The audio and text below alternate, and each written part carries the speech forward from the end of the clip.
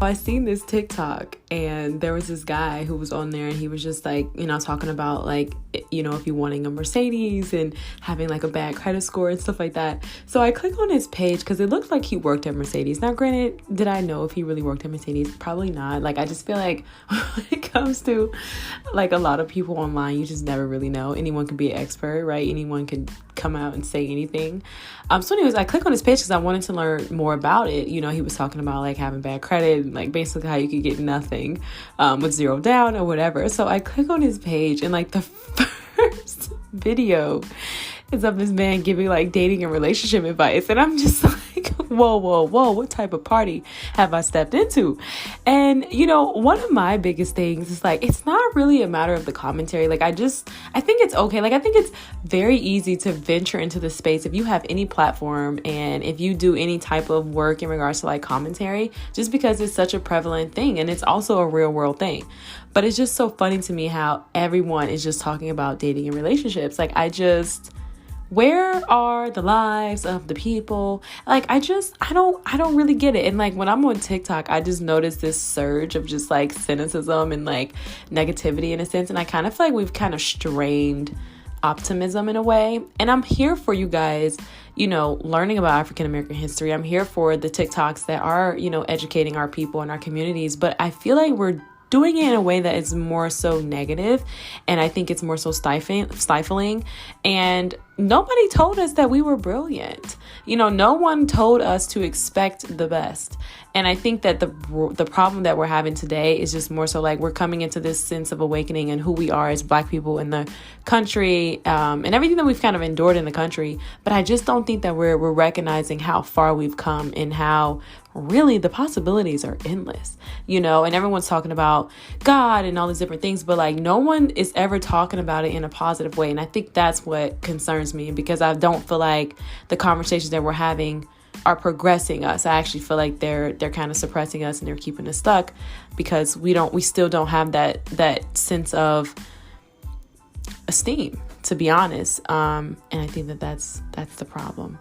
Learning about African American history is not for you to come into this new knowledge and to say, okay, yeah, we have these systems in place, so I'm not going to try. That is not what our history is. That is not what the people who have came before us have done. And that is something that we have never advocated for. Any revolutionary, anyone that we would call like a Black historian, a legend, someone who made a difference in this world, were never people who looked at the system and said, oh, okay, why try, right? Everyone's, talking about capitalism. Well, my grandmother always told me it costs $20 to walk outside the door, right? And it doesn't mean, veer far left and enter into the space where we are stealing and killing and using and abusing one another, right? No, that means looking within ourselves to create opportunities. And I think if you grow up and someone's never told you that you can create your own opportunities, then that's what your reality is going to be. We talk about prejudices and racism and things like that. From my experience and what I continuously notice and observe on a day-to-day basis, racism is really rooted in ignorance. And I think that we have to realize that not everyone has been misinformed, right? We have to understand that Caucasians have not learned about our history. We have to understand we have not learned about our history. We have to understand that 400 years ago, we were literally banned from reading and writing. In the previous podcast episode, I gave an example about Harriet Tubman and her book, Medical Apartheid, and how, the book contains so much information about just the medical history and how Black people were really treated as social and medical experiments.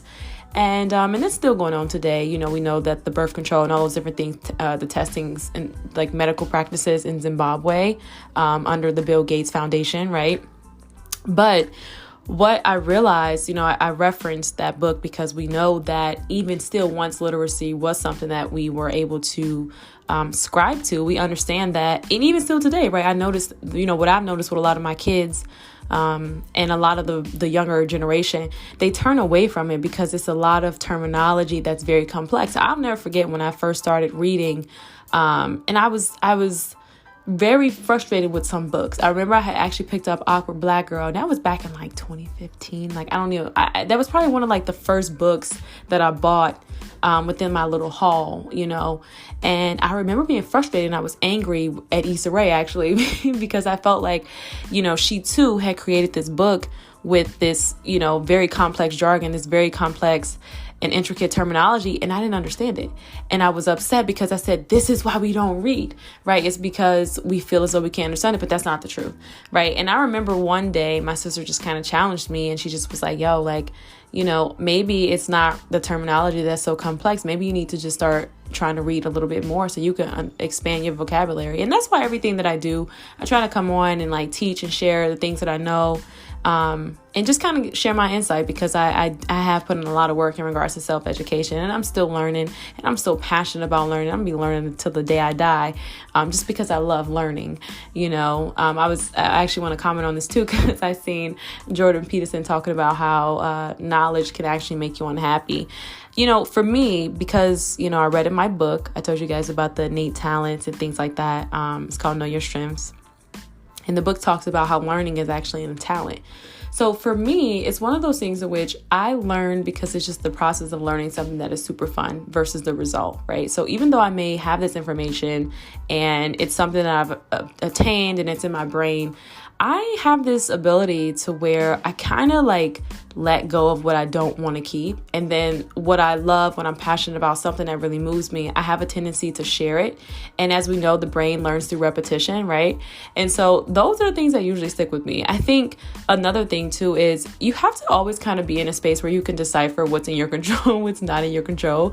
I can read a book about how the founding principles of wealth and success was built on the Rothschilds and all these different things. But what can I do with that information today, right? So you have to understand that some information is good, and I don't really think that any of the information is bad per se, but I just think it's more so like, okay, you have to know, wisdom is kind of being able to apply something to your life today. And I think it's okay to be aware and to be knowledgeable about something. But, for me, I guess it's more so a matter of protecting my spirit. The Bible tells us that much study makes the bones weary. That's in Philippians. And so for me, it's one of those things where I just realized like, okay, I love learning. I like sharing what it is that I know. I immerse myself in things that aren't necessarily always positive, but I also don't go off the deep end and consume myself with such negativity and such darkness and such evilness, you know what I mean? Because I just don't think that that's what we're called here to do. Like, you got to be a light in the world, and I want to be someone who's impactful. I want to be someone who's inspirational. So I don't really, I can see it, I can learn about it, I can hear about it. I may even have interest in it at a certain season of my life, but I think you got to take certain information in small doses, because you don't want to become what you're immersing yourself in, and you want to be mindful of that consumption. So, I'd say take it in small doses. But yeah, I write on my column. I write on Medium, as y'all know. Y'all don't know that, but I write on Medium. It's in my Linktree bio.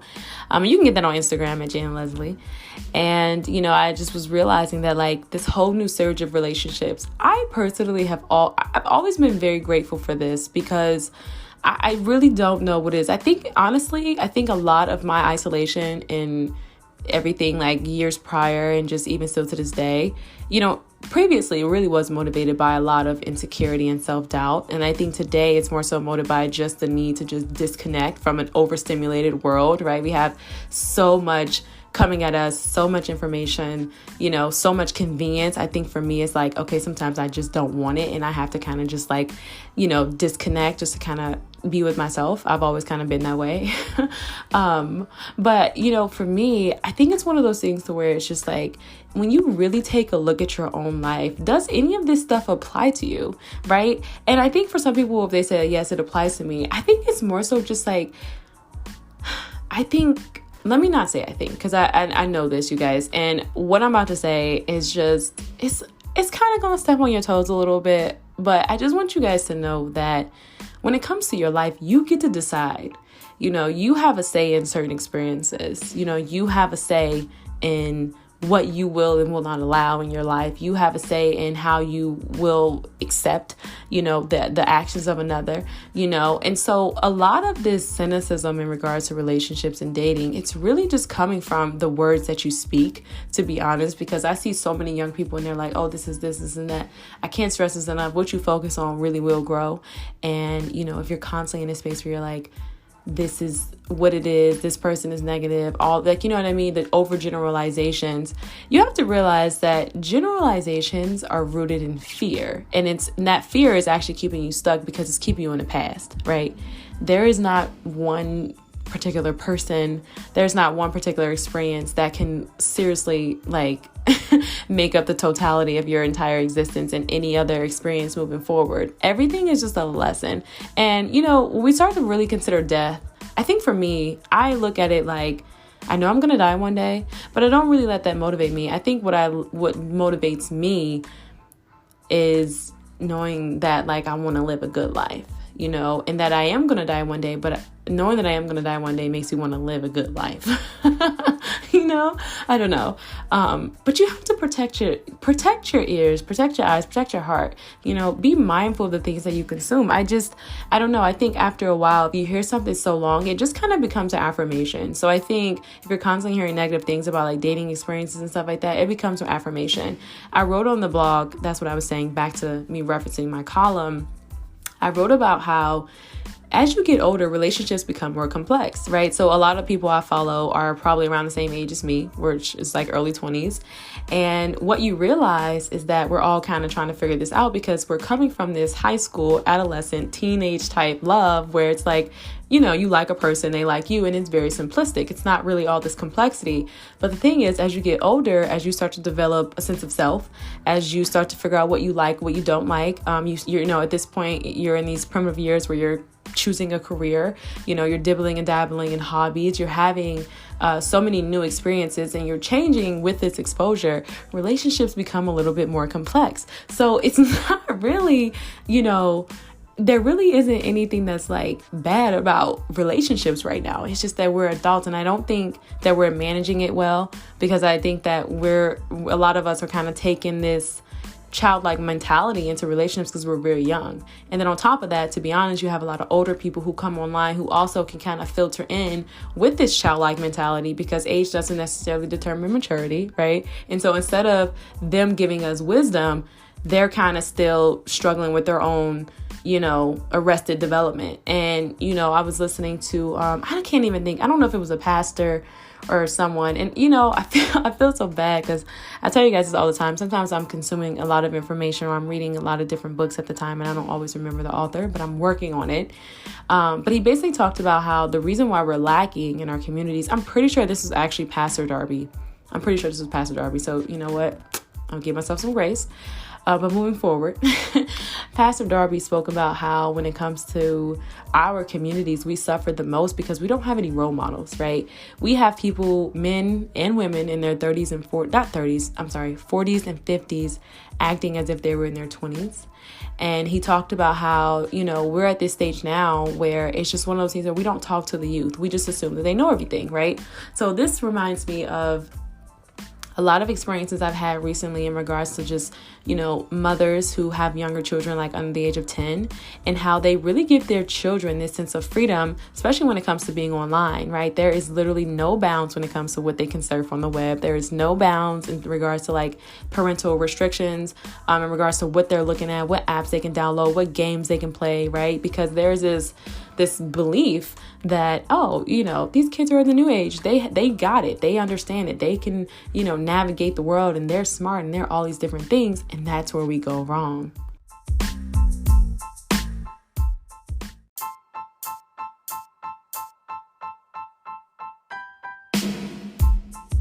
Podcast episode, I spoke about the parenting pandemic. And, you know, we understand that there are other factors like single parents and stress and financial and social and economics and things like that we have to take into consideration. But it's also just being mindful that children are children and they need guidance. I've always noticed something within the Black community, especially, is we don't really go near our youth. We actually fear them. And I think that that's propaganda in a sense. I think that that is something that is systemically taught just so that we can actually set them up for failure. But you guys, you have to understand, like, if we don't speak to the youth, if we don't talk to them, then who else will? You know, working as a substitute teacher, working in high school with kids and things like that, I realized that even though I'm talking and sometimes I'm like, man, I don't even feel like they're listening to me. I feel like I'm beating a dead horse. I know that it may not hit all of them, but it may fall on one. And, I think just for me, even just showing up in these spaces is just so important. I think the problem that we also have today, on the flip side of that, is just how, because we're all so individually focused, and like, you guys, there's nothing wrong with pursuing your career. It's nothing wrong with getting your bag. It's nothing wrong with like building and doing great things, but you have to literally help the people behind you. Everyone wants to talk about how we are so oppressed. Everyone wants to talk about how Black people have been deprived of so much. I get that. I'm not here to take away from that. But you got to turn around and say, okay, how am I going to pay this forward?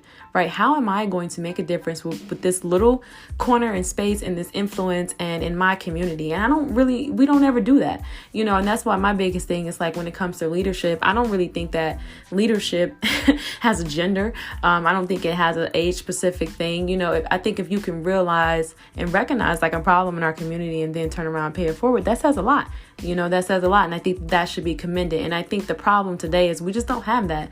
Dr. Omar talks about how a lot of times it's because we're motivated by self and individuality, and just our own individual, plans and agendas. And like I said, I'm not really here to take away from that. As you guys know, I got my own things going on, but I knew very early on, because of how I grew up and I seen the deprivation in our community, I knew I was going to have to pay that forward. And that is why I created my nonprofit, Gifts of Haven.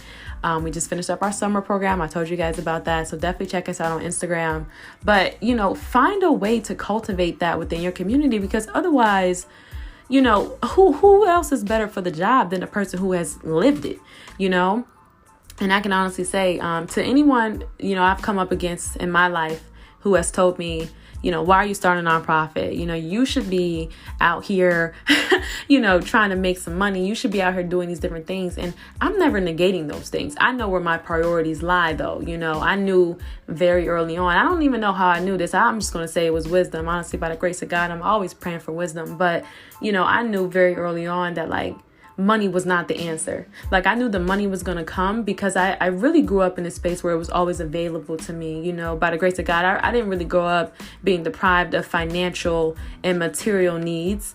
And so I just knew, like, I know that played a role, but I just knew just within my spirit that, like, I had to find something that was going to be worthwhile and like worth living. And like, I know people who are in their 40s and, they have this mindset of like, don't do things for free. It's about me. It's about the self. It's about the money. And these people are miserable and they're close to death, and I'm not saying it like, to take it lightheartedly. And let me also just go ahead and address too, I do have a dark sense of humor, but I'm not being funny. I'm actually being very serious right now.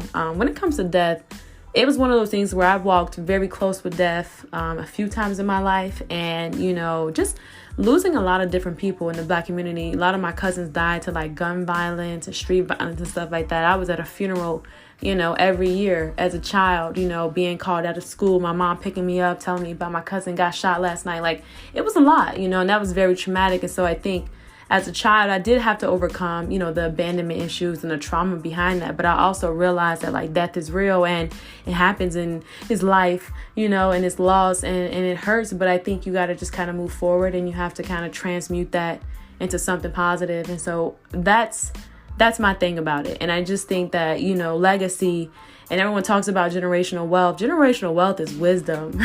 Generational wealth is raising your kids so that they can have the mentality to even succeed. I seen this video on TikTok. It was Bell Hooks. Love Bell Hooks. I really, really admire her work. And she talked about how, working with Black kids, how we just aren't taught that we can be brilliant. I was referenced in an article as brilliant and inspiring.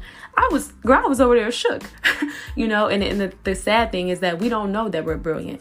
But a white kid, they got Einstein, they got, you see the references that they have. And so they're entitled to that. I told y'all about how I was working I was at the news station, and how I noticed there was this white girl and she was just very entitled. And like, she did not fit the role. She was it was like, how do you figure?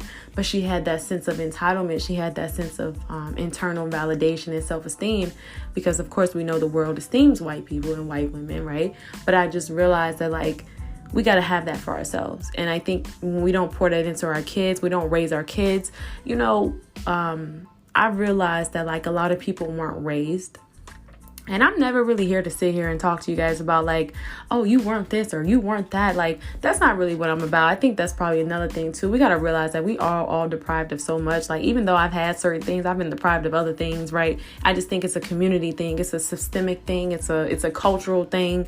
You know, it's a historic thing. This isn't some principle that's like based on each individual household. And I think, you know, ignorantly we go wrong and we try to, you know, make other people feel less than, you know, who look like us because we have an education or we had a mother and a father or our parents was married. You know what I mean? Like, that's where we go wrong, you know?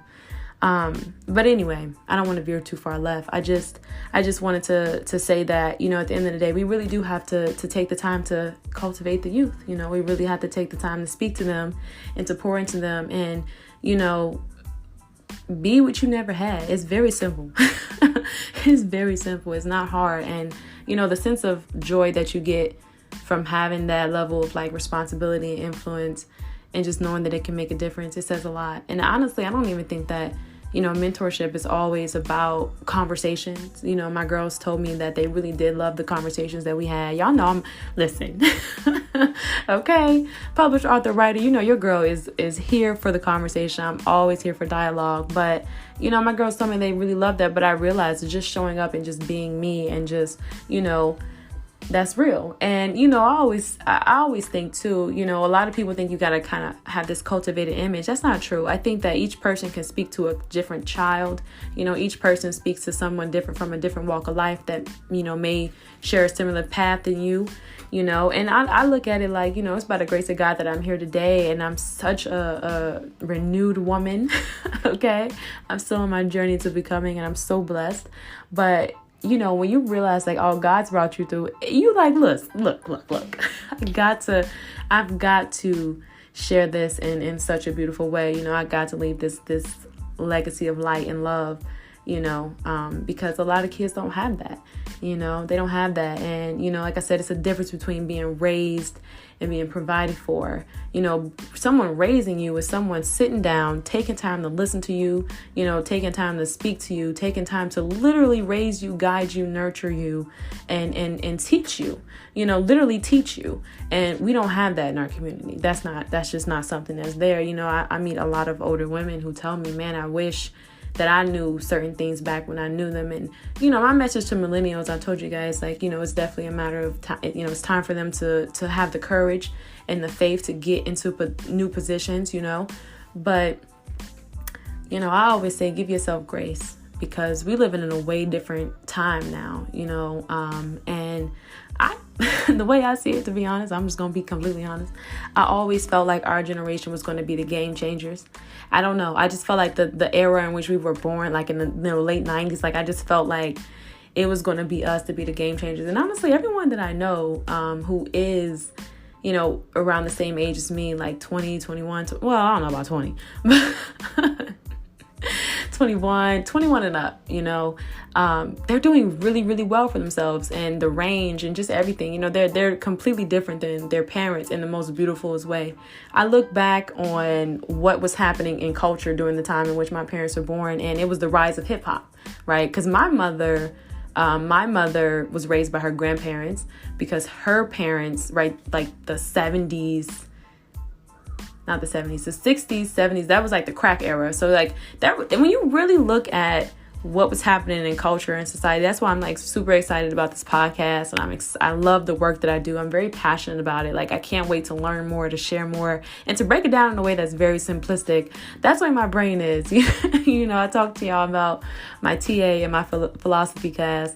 I love just taking very complex things and breaking it down in a very simplistic way. Because, you know, for me, what makes me feel good and what makes me, what lets me know I'm doing the right thing is knowing that I'm teaching effectively, which means that you guys are understanding what it is that I'm saying. So I've always kind of been like, I'm not really here to fluff and puff up. And, you know, I met this girl, she told me like, yeah, you know, you're doing journalism.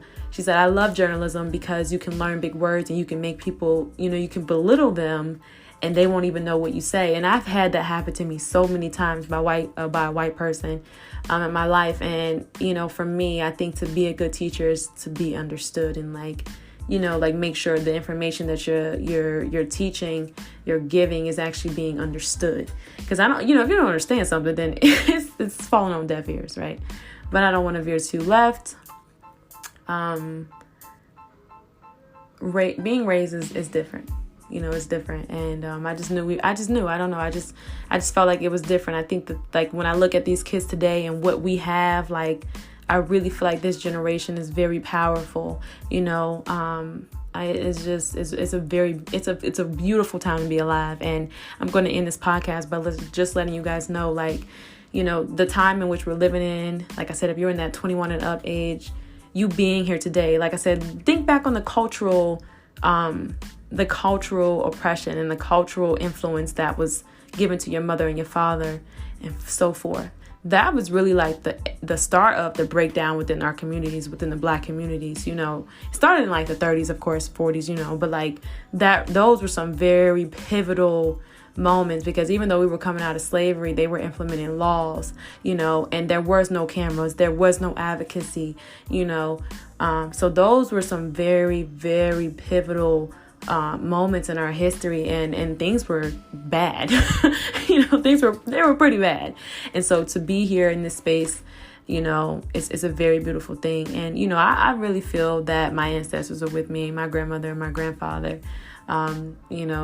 Just a beautiful family. They had a lot of kids, but they were entrepreneurs, and they owned a farm, they owned properties in the city, they owned a home, they owned a church, And, for me, I look at that reference like, this is not the time or the space for us to be sitting here trying to fight systems that, you know what I mean? You beat the system by going up against it, and not in this, take your sledgehammer and your pitchfork. You beat it by becoming, right? You beat it by awakening and enlightening your community and who you are. And that's how you overcome that. And I look back at them and I'm like, man, they were able to do things with less, with way more racism.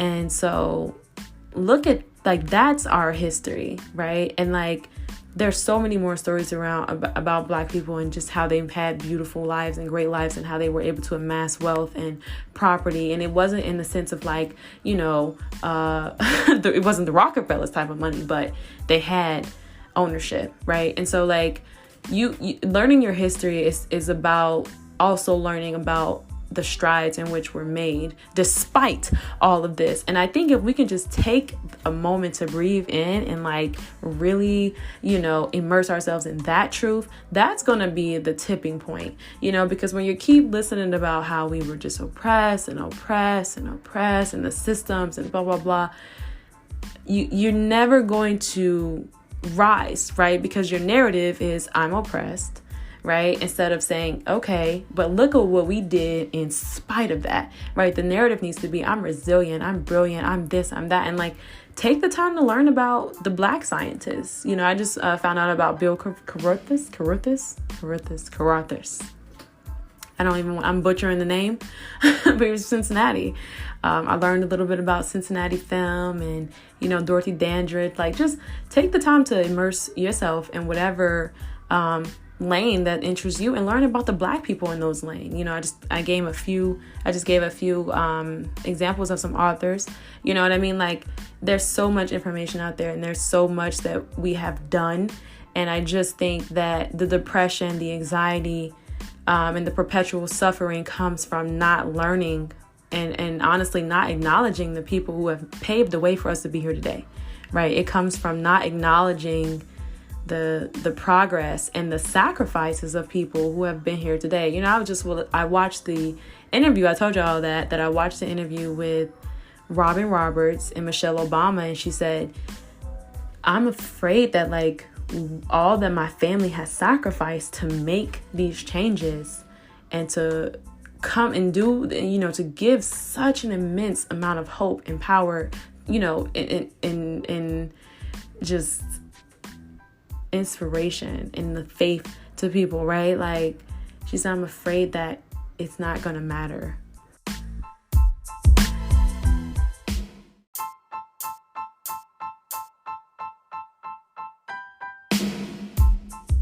remember I was talking to an old friend, and I remember telling this old friend when I was younger, I was like, I really want to be inspiring. I really want to be impactful. I want to do something great.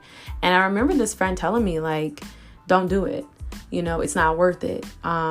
You put your life on the line. It's not worth it. And I think that this is kind of where we are today. And obviously that's going to bring us an immense amount of suffering and, internal suppression, because that's what we're called here to do. We're called to make a difference. And so I think it's about, what you want for your life. I think, it doesn't really matter the age or stage. I was just talking to my coworker about that.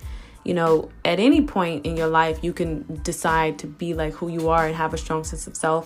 I haven't actually met anyone who was younger than me that had that. But I was pretty young, and I think I always kind of knew, that who I was, like, internally, even though the externals were changing and, my style was changing, of course. But I think internally, I was pretty sure, like, who I was, just from my own upbringing. It was very unique. But I think that everything that I've been through at this point in my life has definitely cultivated me to be a great leader, into leadership. And it's continuous, But don't let the people who have made such sacrifices for us to be here today, don't forget about them, and don't let that be in vain. You know what I mean? And I told y'all, like, let go of all these conspiracies.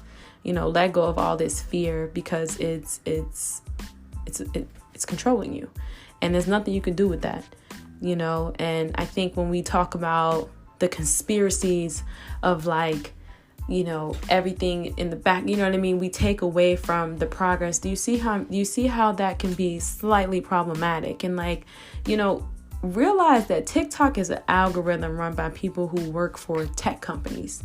So, like, if someone's in a space and they want to perpetuate a certain narrative, or they want to keep a certain people this, or they want to stir up this, or they want to stir up that, like, it's a bot, it's control, you know what I mean? So, like, you just kind of got to be mindful, like, have freedom of thought, and don't immerse yourself solely into TikTok. Don't read all the books on TikTok.